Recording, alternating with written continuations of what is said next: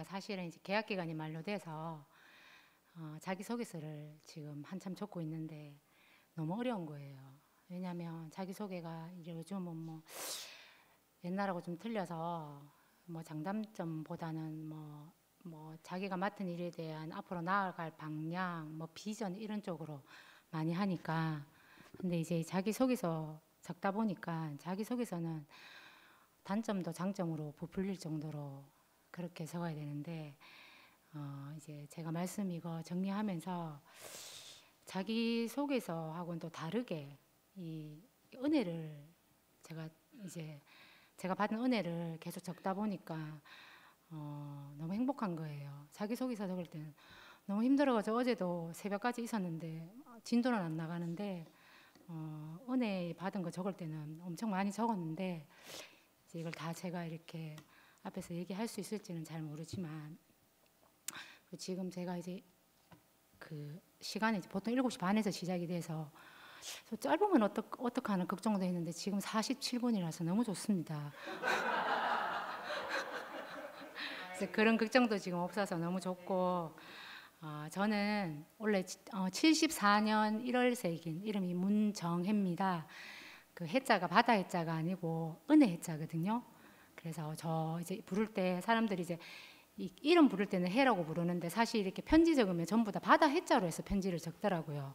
그래서 이름은 문정혜고 은혜 해자고 그 상도 오빠가 이제 저 말씀 좀 할 수 없냐고 할 때 사실은 할 말이 사실 없는 거예요. 없으니까 무슨 말을 해야 할지 몰라서 사실은 좀 고민을 했는데 저는 말씀 듣고 교회 생활 하기 전에 늘 사람들 만나면 내 억울하고 허무하고 이런 얘기밖에 안 했었거든요.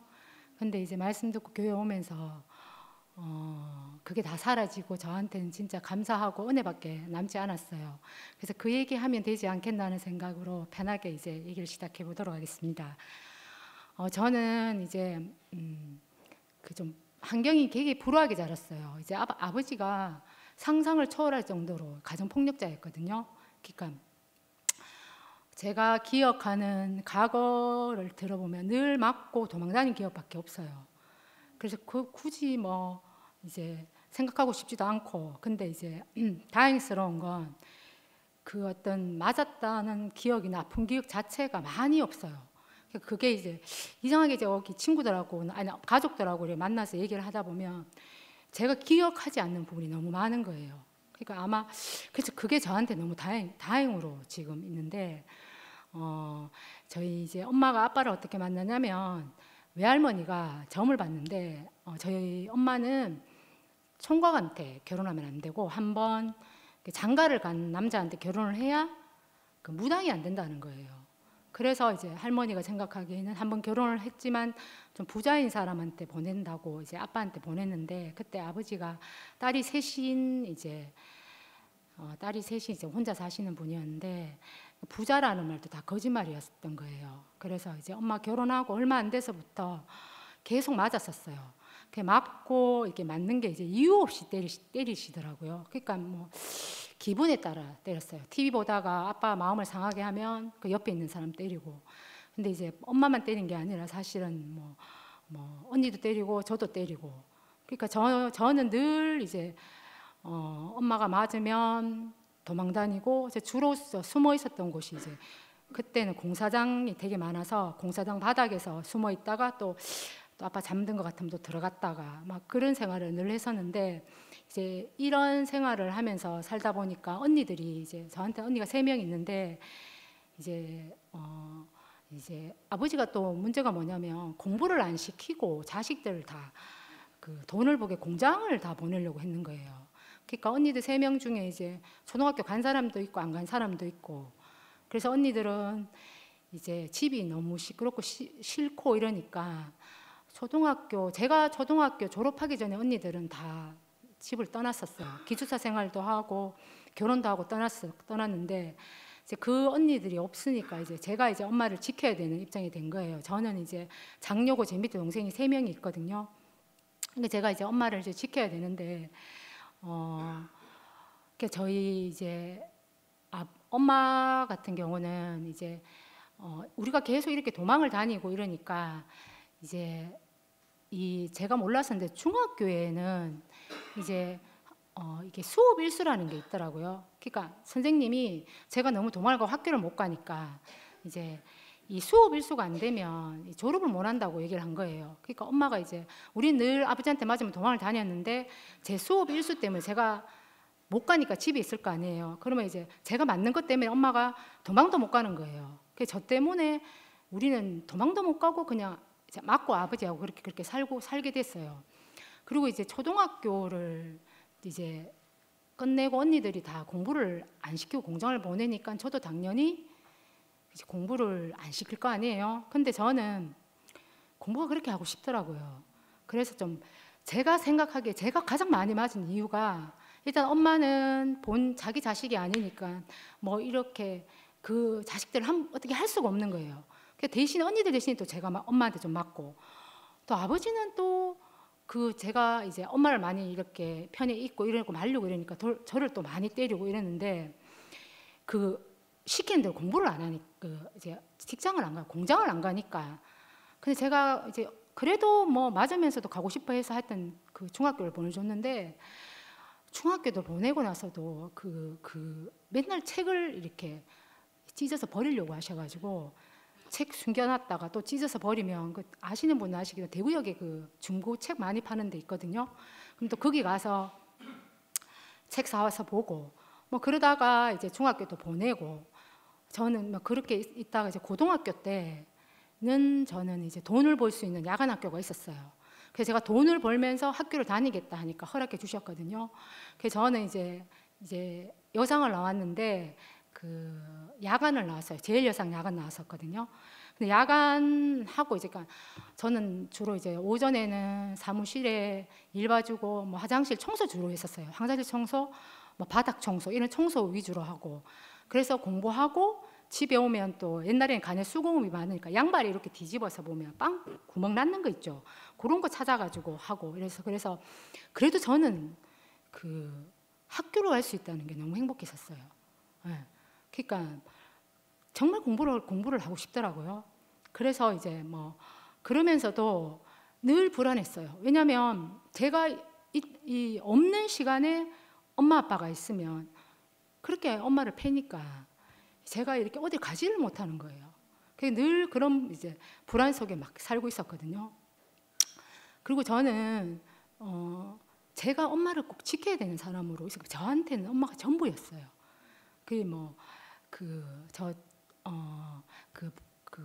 냉차 장사하는 거 아실지 모르겠는데 니어카에 냉차 팔고 이랬었거든요. 그래서 학교 앞에서 엄마 냉차 팔면 뭐 그게 어떤 분들은 그렇게 파는 부모가 부끄럽다는 얘기인데 저는 하나도 안 부끄러웠어요. 우리 엄마가 그거를 해서 돈을 벌 수 있다는 사실이 너무 깊은 거예요. 그래서 친구들한테 자랑도 많이 하고 우리 엄마가 냉차 판다고 많이 팔아달라고도 자랑도 하고 이랬는데 그것도 저희 아빠가 길거리에서 냉차 역할을 다 부수고 엄마를 때리면서 이게 끝난 거예요. 그러니까 제 기억에서 저는 제가 맞은 기억은 사실 없는데 엄마가 맞은 기억, 엄마가 온 기억 이게 저한테 엄청 많아요. 그러니까 그런 기억이 늘 있고 늘 제가 보호를 해야 된다 생각하니까 그래서 아빠한테 더 맞은 것 같아요. 제가 이제 제가 진짜 엄마가 저의 전부라는 게 이제 그때도 엄청 이제 맞아서 도망을 다니다 요인 속에 있는데 우리가 옷을 못 가지고 나온 거예요. 그래서 이제 옷을 가지러 가야 되니까 아빠 일하는 시간에 몰래 이제 문 잠그고 가니까 창문을 타고 들어갔는데 그 시간에 아빠가 사실 오면 안 되는데 옷 가지고 있는 순간에 아버지가 들어온 거예요. 그래서 그때 진짜 제 기억을 제가 가장 많이 맞았을 것 같은데 그때도 저는요 아프다는 생각보다 내가 이게 늦게 가면 우리 엄마가 얼마나 걱정할까 이 생각이 먼저 들어서 빨리 때리고 우리 보내달라고 기도까지 할 정도로 저는 제 인생에서 모든 것이 엄마 위주였었어요. 그런 상황에서 이제 제가 이제 7살에 학교를 들어갔었거든요. 그래서 제가 18살 때 여름에 이제 공부하고 오는데 동생들이 막 저 도로가에서 저를 기다리고 있는데 그때는 진짜 엄마가 죽을 만치 아빠가 엄마를 때린 거예요. 그래서 그때 제가 신발을 도로가에서 벗고 뛰어서 가니까 이 얼굴 전체가 완전 진짜 알아보지 못할 정도였어요. 그래서 제가 그때 저도 눈이 뒤집힌 거예요. 그래서 그 상황에서 엄마 앞에서 차라리 나를 죽여라면서 막 이렇게 한 적이 있거든요. 근데 그 상황에서도 제 엄마가 저 맞을까 싶어서 저 막 이렇게 감싸고 그랬거든요. 그렇게 한 사람이 우리 엄마였어요. 그래서 이제 이게 그때 이제 외삼촌이 와서 이걸 다 말리고 해서 결국은 이제 제가 소원했던 엄마 아빠가 이제 이혼을 하게 된 거예요. 저는 저희 아빠를 죽이고 싶어서 죽이려고도 했었어요. 그러니까 그때도 엄마 아빠가 안에서 막 하고 있는데 우리 엄마를 구할 수 있다면 나는 감옥에 가도 된다고 생각을 했었어요. 그래서 칼을 들고 탁 한데 그 문을 못 열겠는 거예요. 못 열겠더라고요. 그러니까 그 정도로 저는 엄마를 위해서 제 인생을 다 바칠 생각을 했었거든요. 그랬는데 그래서 엄마가 이제 가정은 아빠가 이혼을 안 해주니까 얼마나 힘들게 이혼을 했을까 싶은데 저희가 이제 이혼을 하기 전에 이제 아빠한테 맞고 나와서 방을 구해가지고 있는데 엄마가 집에 자주 안 들어오는 거예요.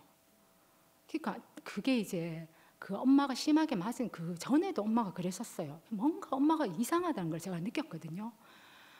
엄마가 늘 술을 먹고 오고 아빠가 오기 전에 집에 와야 되는데 안 오니까 너무 불안하고 그랬었는데 그러고 난 뒤에 이제 알고 보니까 이제 엄마한테 새로운 분이 생기신 거예요. 근데 그때 이제 저희는 엄마가 가버리면 사실 저랑 저 동생밖에 없어요. 그 동생이 초등학교 6학년이고 밑에 여동생이 있었는데 한 여동생은 엄마가 서울에 보냈었거든요. 외삼촌 집에 간에 숭어업 하니까 거기서 돈 벌라고. 그래서 저는 이제 저 동생 둘이랑 저랑 있는데 너무 무서웠어요. 엄마까지 이제 우리를 버릴까 봐. 그래서 제가 엄마한테 편지를 썼어요. 엄마 나도 벌고 엄마도 벌고 여동생도 벌고 하니까 이제 우리 행복하게 살 수 있다면서. 그러니까 엄마 떠나지 말고 나랑 같이 살자고 딱 편지를 보냈는데 엄마가 갔어요. 가고 난 뒤에 큰언니가 우리 저 큰언니가 그걸 본 거예요. 그러니까 그분하고 이렇게 있는 걸 보고 집에 오니까 우리만 있으니까 언니가 이렇게 살면 어떻게 할 수가 없다고 아버지 집에 다시 들어가라는 거예요. 그래서 어쩔 수 없이 아버지 집에 들어갔어요. 정말 지옥 같은 데 들어갔는데 근데 사실은 들어갔지만 며칠 못 있었어요. 왜냐하면 이제 그 모든 것이 저한테 왔었어요. 그러니까 저 때문에 그래 됐다고 생각을 해가지고 저희 아빠가 그래 다 엄청 때려서 제가 그날 저 혼자밖에 없다고 생각했어요.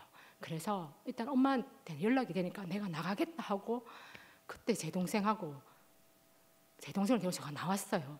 근데 그때도 저는 이제 일찍 취업이 돼가지고 고3 여름방학 되기 전에 취업이 됐거든요. 그때 제가 매달 3만 원씩 새마을금고에 적금을 넣었었는데 그게 한 60만 원 정도 됐었어요.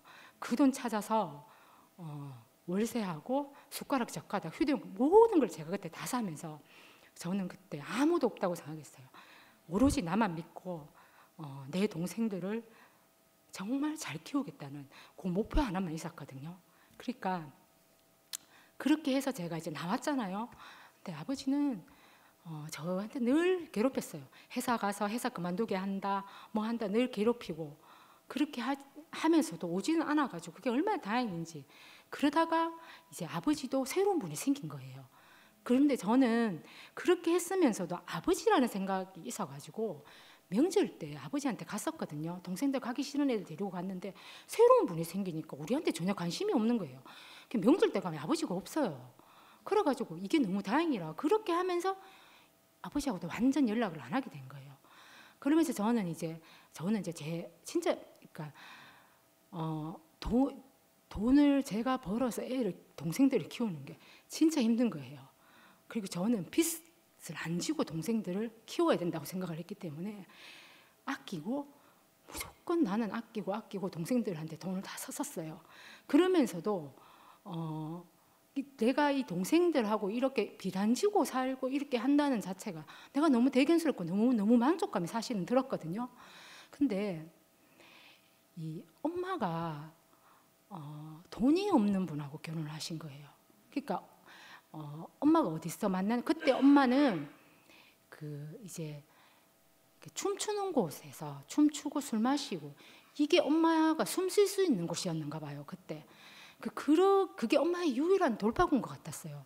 근데 거기서 만난 분이었는데 이제 저는 이제 사실은 아버지란 말을 잘 안 합니다. 지금도 그냥 이제 아저씨 하다가 저희가 아들을 낳으면서 이제 그냥 할아버지, 뭐 민석이 왜 할아버지 이렇게 얘기를 하는데 이제 편하게 그냥 그 아저씨가 엄마보다 14살 연하예요. 근데 총각이시거든요. 그렇게 해서 만나서 제가 안 그래도 물어봤었어요. 저희 엄마가 나이 차도 많은데 어디가 그렇게 마음에 드시냐 하니까 술 먹는 게 너무 멋있더래요. 엄마 술 먹는 게. 저희 엄마가 한 3, 4년 지금 70 초반까지 술을 드셨어요. 진짜 잘 드시거든요. 제가 아무리 얘기해도 안 돼서, 그러니까 술을 먹고 행패를 하는 게 아니라 술 자체가 되게 잘 드세요.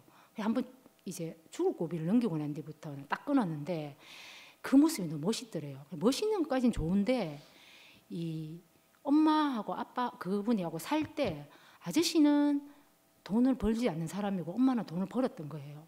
그러니까 이 첫 때 좋아하는 것만으로 만난 거예요. 그러니까 이게 결혼을 하게 되면 이게 돈이 필요하잖아요. 그러니까 이게 돈이 없으니까 이게 저한테 나오는 거예요.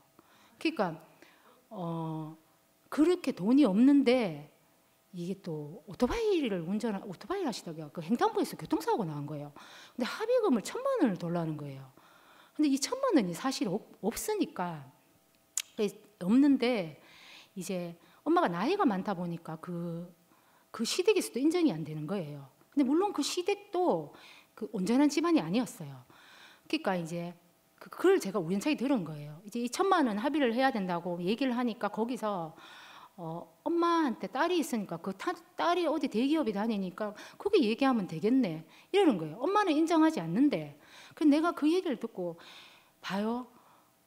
우리를 버리고 갔는데 그러면 뭐 버리고 갔는데 그렇게 맞고 살았는데 왜 또 남자한테 결혼을 가는지 이해도 안 됐는데 거기다가 인정도 못 받지 돈도 없지 이런 대우를 받고 사니까 제가 이해가 할 수 없는 거예요. 그러면서 이 아저씨도 믿고 사실 엄마도 미워했어요. 미워했는데 또 우리 그 엄마가 돈에 대한 개념이 없어요. 그게 저하고 완전 달라요. 저는 어떠냐면 집을 사든 차를 사든 돈을 모으지 않으면 안 해요. 차를 사도 돈을 모으면 그 돈으로 차를 사고 집을 사지 돈이 없으면 안 사는 사람인데 엄마는 1,000만 원이 필요하면 돈이 1,000만 원이 없어도 1,000만 원을 빌려요. 근데 이자가 1,000만 원이라 해도 1,000만 원을 빌려요. 그러니까 저하고 그 돈에 대한 사고를 너무 많이 쳤어요. 카드 사고, 카드 연체 아니면 또 저 친구 엄마한테서 빌리고 그게 너무 많고 또 엄마는 늘 불안하니까 이 굿하는 데 가가지고 굿하는 걸 많이 하는 거예요. 아버지가 그것도 있었어요. 동생들을 때리니까 이 동생들이 2명 다 이제 이 청각장애가 좀 있는데 이게 많이 맞아서 그런 것 같아요. 그러니까 이거를 고쳐보려고 또 무당한 테 가면 고칠 수 있다 하거든요. 그럼 1,000만 원 가져오라 하면 엄마 제 1,000만 원 가져가요. 그러니까 저는 저랑 제 동생이 아무 엄마 아빠한테 정말 10원 안 받고 키우고 사는데 어른 2명만 돈을 벌고 살면 되는데 이게 안 되는 거예요. 그러니까 제가 이것 때문에 너무 힘들어서 엄마 앞에서 이렇게도 얘기해서 진짜 저는 그때 이렇게 생각했거든요. 내가 죽으면 이게 고쳐질까? 엄마 내가 이거 엄마 앞에서 죽을까? 엄마 내가 죽으면 엄마 이게 고쳐질까? 이렇게 얘기했는데요. 안 고쳐져요. 이게 안 되는 사람이더라고요. 지금은 이게 아주 약하지만 지금도 안 돼요. 그러니까 막 물정 서는 건 아닌데 근데 이게 돈을 쓰면 표가 있어야 되잖아요. 우리 엄마는 사치도 안 하거든요. 근데 뭐 어디 쓰는지를 지금도 잘 몰라요. 그러니까 돈을 그렇게 계속 쓰면서 집을 구하려고 하면 돈이 없어서 집을 못 구하는 거예요. 그러니까 저는 계속 이게 계속 하면서 2집 살림을 사는 것처럼 됐는데 그 상황에서 저희 아빠가 이제 또 연락이 온 거예요. 그러니까 저는 아빠까지 연락이 사실은 왔어요. 이제 제가 이제 그 2009년인가 했더니 2009년에 언니를 만나기 전인데 한 번도 연락이 안 하다가 이제 아빠가 전화 와가지고 돈이 하나도 없다는 거예요. 돈이 없어서 가스도 끊겼고 전기도 끊겼고 뭐가 다 끊겼다는 거예요. 그래서 제가 물어봤어요. 아니 저는 아버지한테 돈을 한 번도 돈 적이 없고 동생들도 제가 다 키웠는데 왜 돈이 없냐 하니까 이때까지 내가 번 걸로 내가 살았다 아니가 이렇게 얘기를 하시는 거예요. 그러니까 저는 새 집 살림을 살게 된 거예요. 새 집 살림을. 그러니까 뭐라고 그래야 되냐면 하기 싫은데 할 수밖에 없는 제 자신이 너무 미운 거예요. 아이 다 끊어버리지도 못하고 그런다고 하면서도 괴로워하는 내 자신이 너무 힘들었었어요. 그런 상황에서 또 제가 직장에서 저희 지점장이 왔는데 지점장님이 결혼해서 다니는 여직원을 너무 싫어했어요. 옛날 분들은 여직원들은 그런 분들이 있어요. 결혼하면 나가야 된다고 생각하는 분들이 있었거든요. 제가 그때 여직원 3명 중에 제가 결혼을 하고 있으니까 오시가 얼마 안 돼서 제가 데리고 이런데 제 모든 일을 다 가져 일을 하나도 안 줬어요. TV에서 나오는 대기발령. 그러니까 저는 일을 하나도 안 주니까 할 게 없잖아요. 일 없어 앉아 있는 게 너무 힘든 거예요. 저는 저보다 어린 애들은 일을 하는데 저를 뭐라고 부르냐면 뒷방마님 이렇게 부르면서 저는 그러면서 또 이제 할 일이 없으니까 청소하고 또 뭐 전화번호책을 하나 떡 주면서 예를 들면 제 이름이 문정혜다. 그럼 자기가 아는 사람 문정혜가 있으니까 여기 이름에 문정혜 다 전화를 해서 그 사람을 찾으라는 거예요. 그런 이제 일을 안 하는 그렇게 있는 상황에서 너무 힘든 상황에서 제가 직장 생활도 힘들죠. 엄마는 늘 사고를 치고 있죠. 그렇다고 내가 이걸 남편한테 얘기도 못 하죠. 그러다가 또 아버지까지 전화 오니까 제가 그때 완전 허물어진 것 같아요. 허물어졌지만 저는 또 이게 뭐 있었냐면 제가 집에 대한 욕망이 있거든요. 왜냐하면 집이 없어가 또 돌아다닌 데다가 아무것도 없는 상태에서 이게 예를 들면 뭐 그렇게 했잖아요. 60만 원으로 뭘 사니까 가스레인지 사면서 내가 이거 나중에 주방에서 쓰는 가스레인지 사야지. 세탁기 없어서 손으로 하면 세탁기 사야지. 이런 소유에 대한 소유가 내 인생의 전부였어요. 소유 하나씩 사는 그런 기쁨. 이게 저의 행복을 줄 거라고 생각을 한 거예요. 그래서 제가 2009년에 집을 정말 샀어요. 집을 사면서 그 안에 이제 냉장고도 사고 제가 모은 돈을 다 갖췄거든요. 갖춰서 너무 행복한 거예요.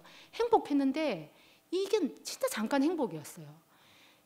이 잠깐의 행복을 해서 제가 인생을 참고 사는데 이 행복은 잠깐이었고 알 수 없는 이런 새집 살림을 사니까 이게 죽을 때까지 끝나지 않을 것 같다는 생각이 딱 드는 거예요.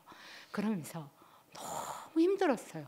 힘들어서 제가 그때 아파트 12층에 살았는데 10층에서 딱 보면 죽고 싶더라고요. 근데 앉아서 근데 죽지도 못하는 거예요. 근데 저는 이게 너무 싫었어요. 바보같이 죽지도 못하면서 죽고 싶다는 생각을 하고 있는데 내가 너무 미운 거예요. 그러니까 그때 아마 제가 근데 이걸 말을 못하겠는 거예요. 그리고 아무 얘기도 못하고 남편한테도 못하고 근데 그때 제가 유일한 낙이 술이었거든요. 그러니까 다 잘 때 불 다 끄고 TV만 하나 딱 켜고 들키면 안 되니까 남편한테 들키면 안 된다고 생각했어요. 그래서 술을 사서 술을 먹고 울면서 먹고 자는데 이게 들킨 거예요. 그래서 우리 남편이 툭 나오면서 너무 웃길 거예요. 와이프가 막 울면서 TV를 보면서 술을 먹고 있으니까 자다가 보는데 이렇게 남편이 뭐라고 했냐면 미쳤나 이러는 거예요. 당연하죠. 미쳤다는 소리가 나오죠. 그러니까 내가 그 말 듣는데 내가 속으로 무슨 내가 정말 미쳤는갑다. 내가 지금 미쳐가고 있는갑다. 이 말이 내한테 내가 정말 미치고 있구나 이런 생각이 든 거예요. 그다음부터는 더 안 들키려고 모든 흔적을 짚어 더 어두운 곳에서 더 술을 먹고 안 들키려고 밖에 나가서 흔적을 다 지우고 그렇게 살았던 거예요. 그렇게 살다가 그때 미아 언니를 만났어요. 진짜 너무 길을 잃은 거예요. 근데 이제 미아 언니를 어떻게 만나냐면 남편 친구가 미아 언니 미아의 남편이었거든요. 근데 거기를 갔는데 나랑은 달랐어요. 언니가 첫 번째는 뭐냐면 자녀 교육. 저는 정말 돈을 아끼는 사람이었거든요. 이게 달라요. 다른 사람하고 이게 다른 게 이 애가 시험을 치면 문제집을 사주는데 그 문제집이 10,000원이 냈어요. 근데 우리 아이가 문제집을 하나도 안 푸는 거예요. 그럼 보통 엄마 같으면 이 공부 안 한 거를 뭐라 하잖아요. 저는 이 문제집 10,000원에 꼽혀요. 그래서 이게 얼마인 줄 아나? 이게 10,000원이라면서 네 어디 가서 10,000원 부르면 얼마나 힘든지 아나? 네가 이거 안 풀 거면 엄마한테 안 푼다고 얘기해라. 그러면 엄마는 이거 안 사주면 된다. 이래 얘기하는 사람이었어요. 우리 아들이 필요 없다 했거든요. 그래서 저는 문제집 안 사줬어요. 그러니까 필요하다 하면 사주지. 이거를 지금도 그래요. 제가 어떤 걸 배울 때 제가 100만 원이라는 걸 들고 학원을 가면 이 100만 원에 대한 걸 뽑지 않으면 저는 안 가요. 그러니까 제가 만약에 뭘 자격증을 따면 이걸로 100만 원이라는 보다 더 한 거를 할 수 있을 때 그렇게 자격증을 따는 게 제가 이게 생활이 되고 제 그게 되는 거예요. 그러니까 그런 상태였는데 언니 집에 가니까 가야금도 있고 하여튼 애 공부하는 게 저랑 너무 달랐어요. 그런데다가 언니가 진짜 저한테 솔깃한 얘기를 한 게 뭐냐면 자녀 교육인데 공부하는 법을 가르쳐 주는데 무료로 가르쳐 준다는 거예요. 그러니까 무료잖아요. 무료. 그래서 제가 거기서 언니한테 얘기를 했거든요. 가르쳐 달라고. 근데 언니가 처음에 안 해주는 거예요. 그래서 제가 이런 생각도 했었어요. 언니들만 공부 잘 시키려고 하는 것 같다 하면서 이런 오해도 했었거든요. 근데 언니가 그걸 저한테 이제 보내주고 난 뒤에 이제 제가 그 말씀을 들었거든요. 근데 제가 그 말씀을 듣는데요. 진짜요. 이렇게 숨이 쉬었어요. 진짜 숨이 쉬었어요. 그러니까 이게 지금 생각하면 하나님의 생명인 것 같아요. 숨 쉴 수 있는 하나님의 생명을 제가 받은 것 같아요. 그때 모든 말씀이 저한테 왔었어요. 말씀인데 나를 위로하고, 말씀인데 나를 안아주고, 말씀인데 나를 어루만져주고, 그러니까 보이지 않는 하나님이 나를 이렇게 안아주는 느낌이었어요.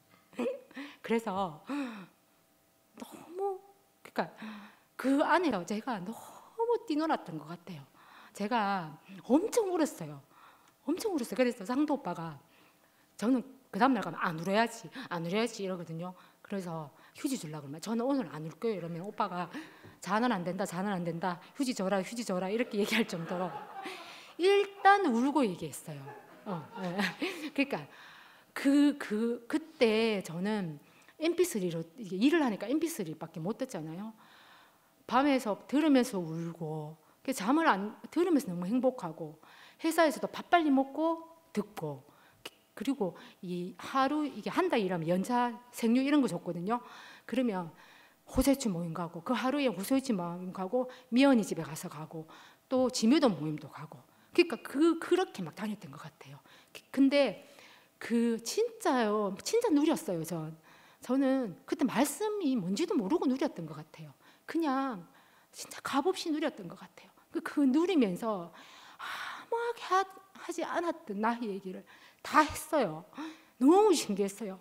저는 가까운 지인한테도 그렇고 어느 누구에도 하지 못한 말이었는데 처음 봤잖아요. 처음 봤는데 막 얘기했어요. 했는데 제가 얘기가 너무 억울하고 한이 많고 무거운 얘기인데 얘기를 하면 언니들이요 집중도 안 할 때도 많아요. 막 웃어요. 근데 그게 하나도 기분 안 나쁘고요. 나를 너무 가볍게 하는 거예요.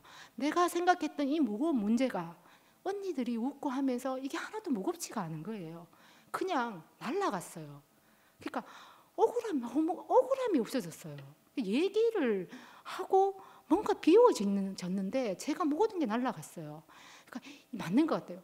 저희 이 하나도 필요 없는 이게 다 비워지니까 비워지고 나니까 채워져야 되잖아요. 그때 이게 말씀을 들으면서 하나씩 이 하나님의 말씀과 생명이 저한테 채워진 것 같아요. 그러면서 근데 그래도 저는 말씀을 듣고 씹어오면 좋긴 좋아요. 좋은데 외로웠어요. 이게 할 수 없는 깊은 고독이 계속 저한테 있는 거예요. 그래서 제가 상도 오빠한테 물었거든요. 오빠 너무 외롭다면서. 외로워요. 말씀을 듣고 집에 가면 늘 외로워요. 하니까 오빠가 외로운 게 당연하다고 얘기를 하는 거예요. 당연하다. 네가 아직 그리스도로 채워지지 않았기 때문에 외로운 게 당연하다 하는데 생뚱맞게 쓴 거예요. 그때 말씀 아니 명백한 말을 원하는데 그리스도로 채워져야 한다니까 이게 뜬구름 같은 거예요. 진짜 뜬구름 같았어요. 근데 제가 교회 생활하고 지금 제가 이게 완전 채워졌어요. 그래서 허무하지 않아요. 저는 끝나지 않은 이 허무 깊은 고독을 저만 안다 생각했거든요. 근데 이게요 어느 날 문득 이게 없어졌어요. 그러니까 허무도 없어졌고요, 외로움도 없었어요. 외롭지가 않아요. 예. 너무 신기했어요. 그리고 저는 사실 엄마 가지고 이게 관계가 안 된 사람이잖아요. 제가 엄마한테 한 게 너무 많으니까 이게 원래 제가 엄마한테 하느님이 이미 돼버렸어요. 내가 너무 강해진 거예요. 그러니까 엄마하고 이 딸 자리가 아니고요. 엄마는 늘 내가 우리를 버렸다는 그 자리에 있고, 제가 이 말씀을 드리면서도 엄마가 나를 버렸다는 이 자리에서 제가 벗어나지는 못하는 거예요. 이게 안 됐어요. 말씀을 들으면서도. 그러면서 말은 또 이렇게 해요. 엄마가 뭐 얘기하면 아니다. 엄마가 그때 우리 버렸으면 내가 이렇게 살았겠냐고. 엄마가 만약에 우리 버렸으면 저 아마 공장 갔을 거라면서. 네, 이렇게 살지도 못할 거라면서 이렇게 얘기를 하는데, 말은 그리 하는데요. 제 안에서 버림받았다는 사실이 이게 해소가 안 됐어요. 그 말씀 들으면서 저는 오빠가 이 말을 이제 오늘 제가 했던 말 중에 뭐냐면 제가 가장 좋아하는 말인데요.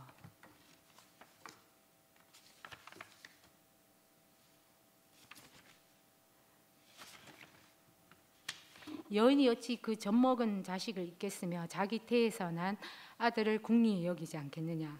그들은 혹시 잊을지라도 나는 너를 잊지 아니할 것이다. 이 구절 하는데 눈물이 정말 많이 났었어요. 엄마는 우리를 버렸지만 하나님은 나를 버리시지 않구나. 그래서 이 구절이 너무 좋아서 엉엉 울고 이거를 딱 인쇄를 해가지고요, 사무실에 딱 붙여놨어요. 아침에 이걸 읽고 퇴근하고 출근하고 이게 너무 좋았어요. 이게 저를 그때 이게 너무 좋아가지고 그 사무실 책상에서 맨날 이렇게 버리고 그러니까 붙이고 있었거든요. 근데 이제 이렇게 하면서도 이렇게 하면서 이제 엄마가 나를 버렸다는 이 자리를 떠나지를 못한 거예요. 그러면서 이제 2년 전인가 제가 우리 남편한테 1년 전인가 이런 얘기를 했었어요. 나는 엄마하고에 대한 행복한 기억이 하나도 없다. 이렇게 얘기를 했거든요. 진짜 기억이 없어요. 그러니까 우리 남편이 뭐라고 했냐면, 그러면 지금부터 장모님하고 행복한 기억을 만들면 되지 이러는 거예요. 그때 저 있잖아요. 이 당연한 말이잖아요. 어떻게 보면 당연한 말인데 한 번도 이 생각을 해본 적이 없어요. 왜냐하면 늘 엄마를 원망하고 버렸다는 생각이 강하니까 이걸 할 생각 자체를 못한 거예요. 근데 맞네 내가 엄마하고 지금부터 행복하게 살면 되는데 이 생각이 드는 거예요. 그래서 제가 그 말 듣고 회사에서 계속 일을 하다가 어느 한 몇 개월 정도 일을 안 한 적이 있어요. 그때 제가 엄마랑 두류공원을 늘 다녔어요. 두류공원에서 여러 가지 일을 하면서 말씀도 들으면서 제가 어떤 말씀을 듣고 이 마음이 드는지 모르겠어요. 들으면 제가 엄마한테 이렇게 얘기했었어요. 엄마도 여잔데 좋아하고 사랑하는 사람한테 하고 한번 살아도 되지. 그냥 자식 뭐 생각 안 하고 아무 조건 없이 그냥 한번 살면 되지. 그게 뭐 그래 어렵노. 우리한테 미안하고 막 그런 감정 가지지 말라면서, 나도 엄마 이제 내 버렸다고 생각하는 그렇게 생각 안 한다고, 엄마 잘 살았다면서 우리한테 미안하게 생각하지 말라고 이렇게 얘기를 했거든요. 근데 그때 저 진짜 100% 그 마음이었어요. 근데 그 말을 하는데 우리 엄마가 엄청 좋아했었어요. 제가 그 전에 엄마가 일찍 우리를 버렸으면 내 공장 이 말 했을 때랑 그냥 지금 이 말 했을 때랑 우리 엄마가 완전 행복했었어요. 나도 근데 그 말을 하고요, 우리 엄마가 나를 버렸다는 이 자리에서 완전 벗어났어요. 정말 해방됐었어요. 되게 신기했었어요. 그러니까 그 버린 자리에서 이걸 제가 그 자리에서 벗어나니까 엄마에 대한 원망도 하나도 없어졌어요. 없어졌고, 그렇다고 제가 우리 엄마가 안 사오냐 그것도 아니거든요. 사오고 뭐 답답해 하는데 그 자리에서는 완전 떠났어요. 그냥 단지 그냥 그 모녀간에 그런 걸로 그냥 있을 뿐이지 그 외에는 저희 엄마하고 그게 없어진 거예요. 그리고 또 이제 저는 사실은 이제 이 말씀 듣고 이렇게 살았지만 교회 생활을 그렇게 적극적으로 하지 않았어요. 아시다시피 제가 2009년도에 왔었거든요. 근데 저 아시는 분 잘 없을 거예요. 저는 물론 남편의 제안도 있었어요. 남편이 사실은 저 교회 보냈거든요. 왜 교회를 보냈냐면 제가 그때 너무 인생이 허무할 때 잠만 잤었어요. 그러니까 아침에 일어나면 밥 차려주고 자요. 점심 차려주고 청소하고 자요. 또 계속 자면 잠이 와요. 그러니까 너무 잠을 자고 밖에 안 나가니까 밖에 나가라고 교회를 사실 보낸 거거든요. 근데 지금 그러면서도 저희 남편은 약간 제한을 사실은 좀 두고 있거든요. 그러니까 남편 제한 속에 있으니까 교회 말씀 듣고 순모임을 전혀 거의 잘 안 했어요. 저는 또 허락하면 또 순모임하고 그러다가 또 제가 이제 빵집을 했거든요. 빵집을 또 2년 정도 하다 보니까 또 안 나온 거예요. 안 나오다가 이제 빵집 그만두고 이제 조금 이제 교회 생활 하려고 하는데 이제 교회가 이렇게 된 거예요. 저는 사실 제가 이제 사실 저는 마음만 먹으면 제 마음만 먹으면 갈 수 있는 곳이 우리 교회라고 생각을 했었거든요. 좀 안일하게 생각을 했는데 그때 제가 좀 정신이 들은 것 같아요. 그때 이제 상도 오빠가 저한테 이제 방송실 얘기를 했을 때 저는 이제 제 간증을 들어서 알겠지만 저는 진짜 깜깜한 어둠에 살았었거든요. 근데 이열래 목사님께서 하나님 말씀을 하셨고 또 하나님 말씀을 또 상도 오빠한테 해주셨고 상도 오빠를 통해서 또 그 하나님의 말씀이 저를 통해서 왔었잖아요. 그러니까 그 생명이 유전이 돼야 되는데 이게 끊기는 게 끊기면 안 된다는 생각이 든 거예요. 만약에 끊긴다면 저 같은 사람은 어떻게 해요? 맞잖아요. 죽든지 아니면 죽어서 딴 세상을 바라든지 아니면 그냥 늘 어둠 속에 살 수밖에 없는데 저 같은 사람들한테 이 말씀이 꼭 필요한 거예요. 그래서 오빠가 그때 얘기했을 때 저 바로 아멘 했었어요. 방송국에서 사실 제가 하는 일이 잘 없는데 그래도 그때 당시에 저는 아멘을 했었고 그리고 제가 이제 저는 그렇다고 제가 어둠이 없는 건 아니에요. 어떤 제가 육신의 몸이다 보니까 여러 가지 일들이 생기잖아요. 그럴 때 저는 어둠이 오면 저는 교회에 옵니다.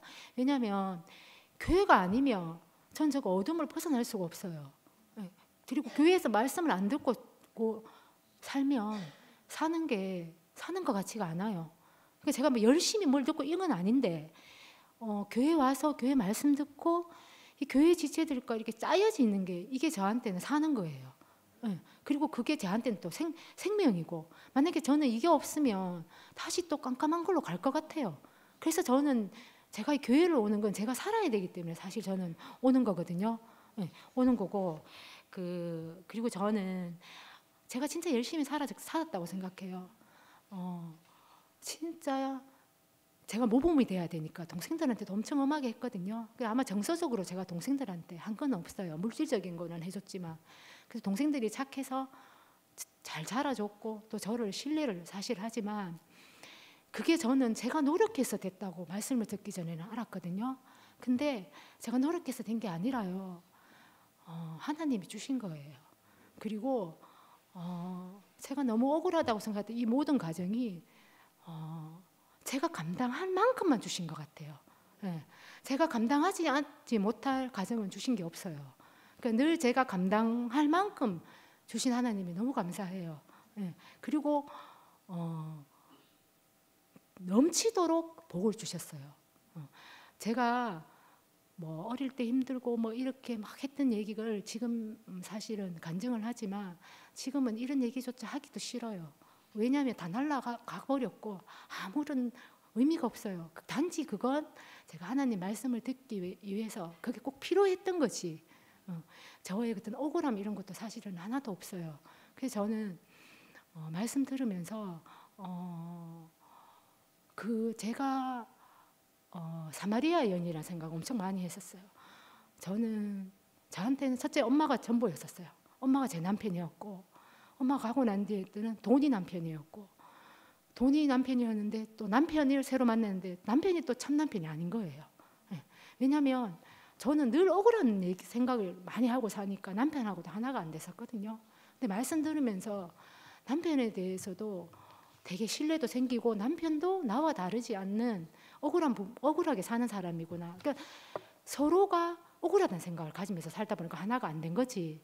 우리 남편도 자기의 죽음을 가지고 이렇게 생활을 하는 거라는 게 알아지니까 그렇게 사는 우리 남편이 너무 고마운 거예요.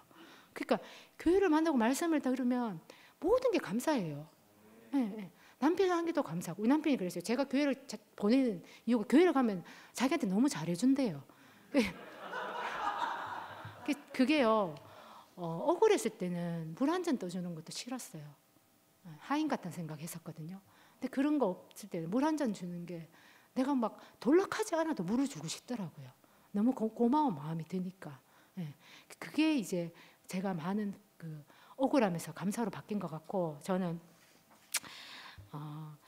그 상도 오빠 이렇게 내 뜻대로 마옵시고 그거 들었을 때 그 김성희 언니가 글을 올린 게 있었어요. 그 언니가 아버지와 그 저랑 비슷한 분 같았어요, 아버지가.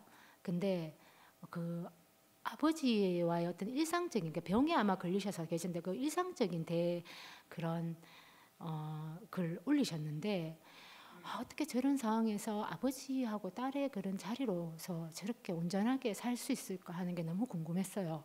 나도 아버지 앞에서 딸로서 회복되고 싶었던 마음이 있었던 것 같아요. 그리고 또 상도 오빠가 너무 행복해 보였어요. 세상적으로 봤을 때 오빠는 하나도 행복하면 안 되는 사람이었어요. 왜냐하면 직업도 없고 뭐 내세울 게 없잖아요. 그런데 오빠가 너무 행복해 보였어요. 근데 그래서 저는 행복하고 싶었거든요. 근데 나는 행복하고 싶어서 열심히 살고 했는데 행복하지 않고 허무만 했잖아요. 그래서 그 오빠가 행복하게 사는 게 너무 궁금해서 오빠를 따라온 거거든요. 근데 제가 행복하다고 말을 하지 않아도 제 가까이 있는 저희 아들이 뭐라 하냐면, 한 몇 달 됐어요. 저를 보면서 엄마는 지금이 정말 행복하게 보인다. 지금이 제일 행복해 보인대요. 네. 그래서 저는 행복하고 싶어서 오빠를 따라왔는데 지금 행복한 거예요. 네. 그러니까 저는 제 소원이 이루어진 거예요. 네, 네. 뭘 가져서 뭘 해서 행복한 게 아니라 그냥 값없이 누렸어요. 뭘 제가 한 게 없어요. 오빠 따라와서 교회 생활도 열심히 하지도 않았지만 말씀 듣고 저같이 부족한 사람을 같이 살게 해주시고 함께 해주시고, 그러면서 저는 하나님 나라에서 진짜 편안하게 행복하게 살고 있습니다. 그리고 저는 최정림 목사님 최근 말씀하신 중에 제가 제일 좋아하는 말씀이 뭐냐면, 우리의 삶 전체를 통해서 그리스도가 드러나는 삶이 성숙이라고 얘기하셨는데, 저는 이 문구가 너무 좋더라고요. 그래서 저는 제 삶이 더 성숙해지기를, 그리스도가 드러나는 삶으로 성숙되기를 소망합니다. 네, 저는 기도 대신에 노래하고 싶어요. 찬양하고 싶어서 찬양하고 마무리하도록 하겠습니다. 1절만 하겠습니다. 제가 안 울려고 했는데 결국 울었어요. 내가 누려왔던 모든 것들이, 내가 지나왔던 모든 시간이, 내가 걸어왔던 모든 순간이 당연한 것 아니라 은혜였소. 아침 해가 뜨고 저녁에 노을, 봄의 꽃향기와 가을의 열매, 변하는 계절의 모든 순간이 당연한 것 아니라 은혜였소. 모든 것이 은혜,